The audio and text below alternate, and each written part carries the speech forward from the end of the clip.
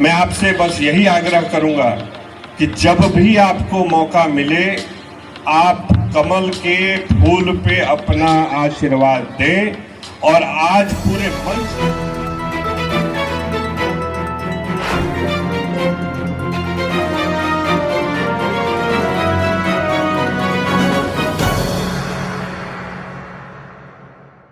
नमस्कार, मैं हूं कमलेश यादव। आप देख रहे हैं नेशनल न्यूज 9 गाजीपुर। अंतिम और वंचित व्यक्तियों को लाभान्वित कर रही है संकल्प यात्रा, बोले अभिनव सिन्हा। खबर जखनिया गाजीपुर से है, जहां भारत संकल्प यात्रा वैन आज गाजीपुर के जाही गांव पहुंचने पर ग्रामीणों ने किया जोरदार स्वागत। हमारा संकल्प विकसित भारत उद्देश्य के साथ प्रदेश भर में निकाली जा रही विकसित भारत संकल्प यात्रा वैन आज गाजीपुर के जाही गांव में पहुंची, जहां भाजपा के अभिनव सिन्हा द्वारा संकल्प वैन का नेतृत्व किया गया। अभिनव सिन्हा ने कहा कि पहले हम सुनते थे कि सरकार आपके द्वार, और वह आज भाजपा सरकार हकीकत में तब्दील कर रही है, क्योंकि घर घर जाकर असल लाभार्थियों को सरकारी योजनाओं से अवगत कराने के साथ साथ उन्हें लाभान्वित किया जा रहा है। उन्होंने कहा कि सरकारी योजनाओं से वंचित अंतिम व्यक्ति तक इन योजनाओं का लाभ दिया जा रहा है।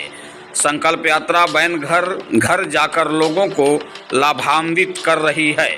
आयुष्मान भारत योजना के तहत लाभार्थियों को निःशुल्क इलाज की सुविधा उपलब्ध कराई जा रही है। उज्ज्वल योजना के तहत लाभार्थी महिलाओं को धुआं भरी जिंदगी से छुटकारा दिलाने के लिए रसोई गैस सिलेंडर निःशुल्क दिए जा रहे हैं। आर्थिक रूप से कमजोर लोगों को परिवार पहचान पत्र देकर सभी सुविधाएं दी जा रही हैं। उन्होंने कहा कि हमें इस यात्रा से संकल्प लेते हुए विदेश की तर्ज पर अपने आप को प्रमोट करना पड़ेगा, ताकि वर्ष 2047 में मोदी जी के सपने के अनुसार भारत देश विश्व का सर्वश्रेष्ठ देश बनाया जा सके। माननीय अभिनव सिन्हा ने आज गाजीपुर के जाही गांव में संकल्प वैन के तहत लाभार्थियों को सरकारी योजनाओं का लाभ दिलाने में मदद कर रही थी।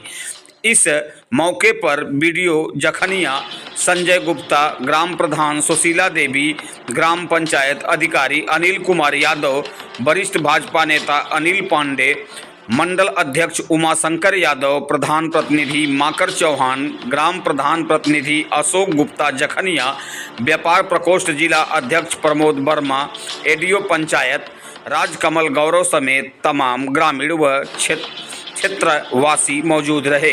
गाजीपुर से कमलेश यादव की रिपोर्ट। श्रद्धेय प्रधानमंत्री नरेंद्र मोदी जी का ये विजन है कि जब 2047 में हमारे देश की आज़ादी की 100 साल मनाई जाए तो हमारा देश एक विकासशील देश नहीं बल्कि एक विकसित देश के रूप में विश्व में जाना जाए। और उसके लिए उन्होंने जो 2-3 बिंदुओं पे जोर दिया है, उनका मानना यह है कि हमारा देश विकसित तभी होगा जब हमारे देश की महिलाएं, हमारे देश के युवा, हमारे देश के गरीब और हमारे देश के जीवन में बदलाव आएगा। जी, आप सब मेरे से कहीं ज़्यादा वरिष्ठ हैं, मेरे से ज़्यादा प्रबुद्ध हैं।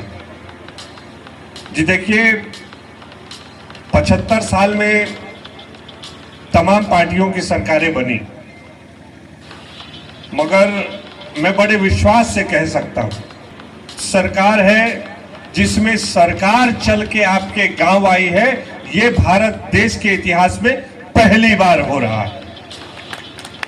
और इसके पीछे ध्येय क्या है?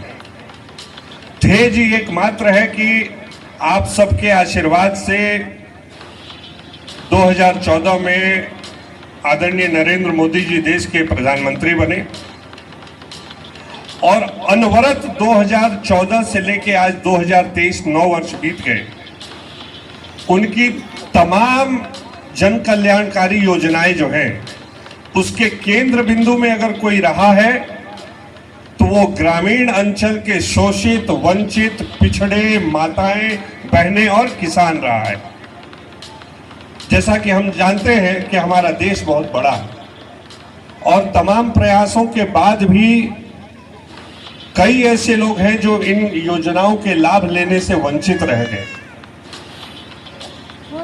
गत 15 नवंबर 2023 जो कि बिरसा मुंडा जी का जयंती होता है, उस दिन रांची से प्रधानमंत्री जी ने देश में आह्वान किया कि 15 नवंबर 2023 से लेकर 26 जनवरी 2024 तक ये विकसित भारत संकल्प यात्रा चलाई जाए और देश के प्रत्येक ग्राम सभा में सरकार के प्रतिनिधि, सरकार के कर्मचारी पहुंच के इस बात को सुनिश्चित करें कि जो भी पात्र व्यक्ति है और जिनको अभी तक योजनाओं का लाभ नहीं मिला, उनको चिन्हित करके इन योजनाओं का लाभ दिया जाए।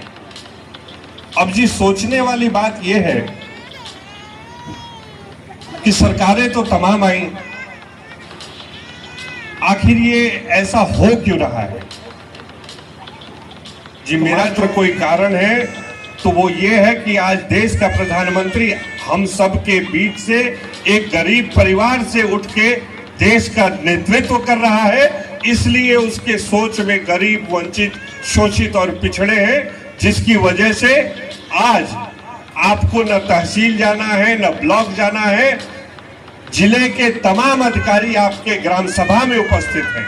और आदरणीय बीडीओ महोदय और सभी कर्मचारियों से भी मैं बड़ा विनम्र निवेदन करूंगा, लोगों को हो सकता है कि थोड़ा जल्दी हो, मगर कृपया करके आप इस बात को सुनिश्चित करें कि जो लोग भी इन योजनाओं से वंचित रह गए हैं उनको चिन्हित करके उनको ये लाभ दिया जाए, तभी इस विकसित भारत संकल्प यात्रा का सही मायने में कोई फल हमें देखने को मिलेगा।